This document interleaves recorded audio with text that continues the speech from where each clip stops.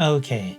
Somewhere right now, an indie dev is shipping a weird little game made with zero budget, no marketing, and more love than anything in the last 5 Ubisoft releases combined. And because while AAA studios are selling $80 upgrade packs for games you already own, indie devs are still out here building entire worlds without trying to unlock your wallet in 5 different ways. Game design used to be about craft. Now it's about charts. Modern publishers don't ship joy, they ship revenue streams.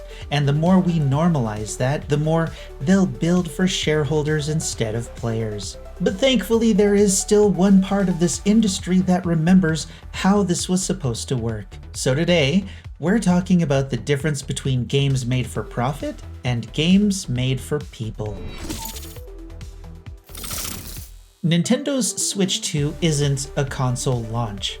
It's a stress test for how much exploitation the gaming community will tolerate. $450 for the base unit, $500 if you want it bundled with Mario Kart World. In Japan, it's $120 cheaper, but it's region locked to Japan, so, I guess only Japan gets good deals apparently. Digital games are hitting $80 and physical copies are reaching $90. But the term physical is meaningless now. Some of these cartridges don't even include the game, just a DRM check that forces you to download it anyway. So you're buying a permission slip with a price tag that could have gotten you Schedule 1, Path of Exile 2 Early Access, Enshrouded, and still left you with enough money for gaming snacks to play them over the weekend. Nintendo added a game chat feature, but the function is not part of the console. It's locked behind a subscription service. If you want voice chat, you have to pay for it. If you want to access anything resembling basic online functionality, you have to pay for that too. When you buy the console, you're not buying those features. You're buying the right to pay to unlock those features. Then there's the Switch 2 camera, sold separately. Want to use the video chat? Buy the accessory. If you want to use the motion or background features, buy the service. Want a controller that lets you use all of these extras? There's a new Pro controller too, which is also sold separately. I'm actually surprised that the only thing not behind a paywall is the store, so you can buy more stuff. And it doesn't stop with accessories. Nintendo is reselling Switch 1 games as Switch 2 editions, offering slight improvements in frame rate or resolution, but only if you repurchase them entirely or pay for an upgrade pack. Even the tech demo, the minigame that was designed to show off the console's features, it's being sold separately instead of being bundled in, because monetizing your onboarding experience is now just good business, I guess. This isn't just a price hike bundled with nickel and dime schemes. It's a blueprint, because the moment Nintendo gets away with this, and they will, you can bet the rest of the AAA aristocracy will follow. Activision, EA, Ubisoft, and the rest of them, they're all watching. They're salivating. Not at the hardware, not at the games, at the profit model. And if the gaming community accepts this level of exploitation without revolt, that blueprint becomes the industry standard. The pricing strategy behind the Switch 2 wasn't dreamed up by someone trying to make a good console. It was carved out by a layer of corporate suits whose only job is to turn player habits into billable opportunities for their stockholders. Executives don't sift through data themselves, they have teams of analysts feeding them graphs like priests reading entrails of their victims. When the green lines go up, they greenlight whatever exploit caused it. It's not about good game design. It's about conditioning the player base to accept less game for more money, and then charging extra to make up that difference. Developers aren't behind this. They're the ones trying to make the games actually fun in spite of the machinations of their overlords. The people pulling the strings don't build anything. They manage brand portfolios and think player experience is a buzzword for the PR team. These are people whose only exposure to gaming is watching their own spoiled kid spend $30, $60, $80, $100 on skins and calling it engagement. So they break the product up into pieces. Voice chat? Separate. Resolution upgrades? Separate. Using the new button on the controller? separate. It's like ordering a pizza and being billed individually for the sauce, the cheese, and the right to choke it down. And it works, because they know the average gamer will light their hair on fire, scream on social media, and then pre-order the Elite Edition anyway because it comes with a hat. You're not buying a game anymore. You're getting nickeled to death by a grinning executive who thinks microtransactions are an art form. They've turned the act of playing a game into a payment plan. And the only reason they keep getting away with it is because the system runs on outrage and amnesia. You get mad, you forget, and they cash the check. This isn't a fluke, it's not a corporate overreach. It's the business model.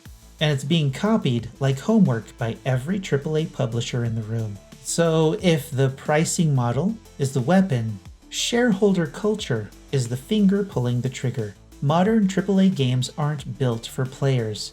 They're engineered for earnings calls. The game itself is just a delivery system for whatever monetization strategy looks impressive in a PowerPoint slide with enough upwards-facing green arrows. Loot boxes, seasonal passes, 5-tier pre-orders, deluxe editions with bonus content that used to be standard.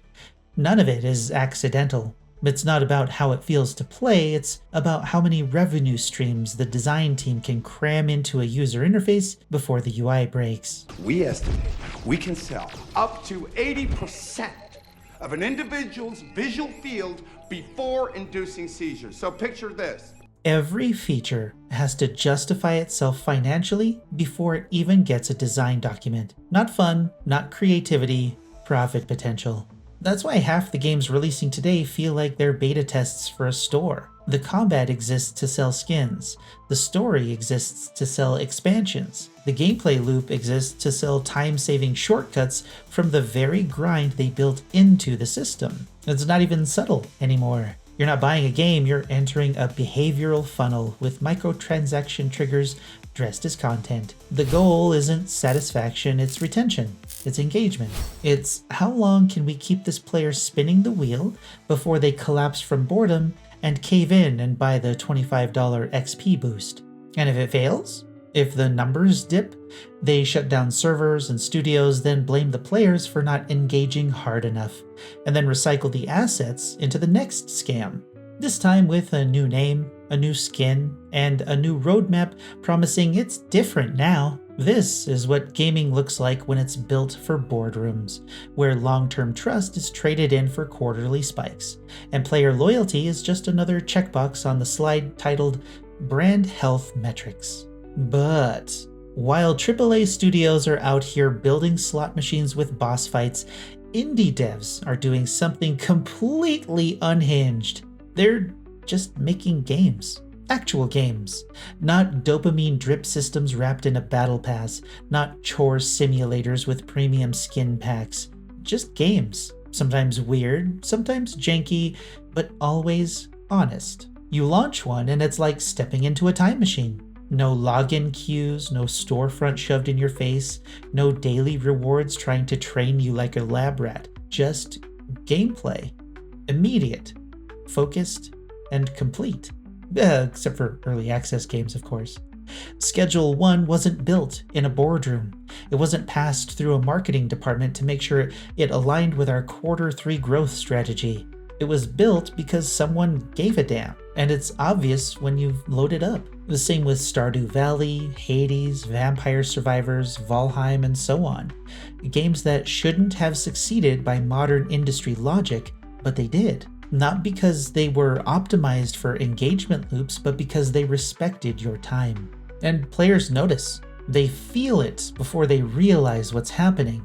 No monetization traps, no pay for convenience, just a product that does what it promised, and maybe a little more. There's no corporate pipeline, no metrics team in the background charting your playtime against monetization milestones. Just developers making something they'd actually want to play themselves, without trying to get into your wallet in multiple different ways. And somehow, without influencer campaigns, FOMO bundles, or NFT tie-ins, these games keep finding success. Because players still recognize the difference between something made with care and something made with shareholders in mind. It turns out that when you build something real, people stick around. You don't need a dedicated retention system when the game is simply worth coming back to. And that's the difference. When you treat your players like people, they remember, they stick around, and they give you the benefit of the doubt when things go wrong because you earned it. That's exactly what Intrepid is doing right now. While most studios wrap themselves up in polished PR cycles and scripted dev updates, Intrepid shows up raw, unfinished, and transparent to a fault. Steve Sharif isn't hiding behind social media managers or the veneer of a suit. He's out there answering questions, taking heat, and explaining the mess while he's trying to clean it up. And that earns something most AAA studios forgot even existed: actual respect. When I was stationed in Okinawa, I was a Marine, for those of you who didn't know. I was with a small group tasked with moving water-filled plastic road barriers for some random event. Most of the officers that were there stood around supervising while talking about officer things. But one older officer, a colonel, I think, without saying a word, walked over and started moving barriers with us. Just got in there, sleeves rolled up, chatting with us while he worked with us. Even 21 years later, I haven't forgotten that. That kind of leadership sticks. Not because he made a speech or led a meeting, but because he showed up. He worked alongside us, and we backed him without hesitation when he needed additional help later on. Steven has that same energy. He's not standing on a stage pretending to understand his community. He's knee-deep in alpha testing with us, answering Reddit threads, doing QAs, and admitting when something still sucks. And because of that, players are willing to give Intrepid something no amount of PR spin can buy: patience. The trust matters when development gets messy, because it always gets messy. When the guy in charge doesn't pretend to be above it all, the community is far more likely to stick around and shovel the dirt with him. Unfortunately, Intrepid and Ashes of Creation are the exception. The standard is far more depressing. Most studios don't earn respect, and most players don't demand it. They'll roll their eyes, post a meme, maybe even leave a snarky Steam review, and then pre-order the $120 deluxe edition because it comes with a reskinned sword and a pet raccoon in a top hat. Listen to yourself. Fuck you. That's the cycle. Rage, swipe, regret. Publishers know this. They've built empires on it. Every $90 physical copy that sends you straight to a download screen, every $10 upgrade pack that boosts your frame rate instead of fixing the game, every day one DLC roadmap announced before the game is finished, it all works because the average player has been conditioned to accept exploitation as long as the dopamine hits on time. And there's always somebody ready to defend it. The gameplay loop is solid. It's better than last year's. Microtransactions are optional. At this point, a studio could charge $15 to unlock a pause button, and some guy on Reddit would argue that it's a bold new form of immersion. But if enough people walk away, everything changes. Because these companies don't care about you. They care about charts. The moment engagement drops and sales flatten, panic sets in. Shareholders start sweating through their golf shirts. Executives start asking why no one's buying their fourth reskinned online-only sandbox with crafting and vibes. Suddenly, listening to the community becomes a priority. That's when the real comedy begins. AAA studios will repackage basic decency as if it's groundbreaking innovation. Ubisoft will release a game with no microtransactions and call it a return to form. EA will ship something actually finished, and expect a standing ovation. And the same people who spent years bleeding players dry will get promoted for flipping the switch back to normal, like they just saved the industry. So here we are, centuries later, and somehow the powdered wigs have been replaced with suits and investor calls. The aristocracy didn't disappear, it just rebranded, and they're not eating cake anymore. They're selling you deluxe editions, charging for convenience, and calling it progress. And just like before, the people funding the feast are too hungry to realize that they're being starved. But revolutions don't always start with a bang. Sometimes it's just a slow refusal, a handful of players choosing not to swipe the card, a growing number of devs making games because they love the game, not because a metrics dashboard said it was profitable.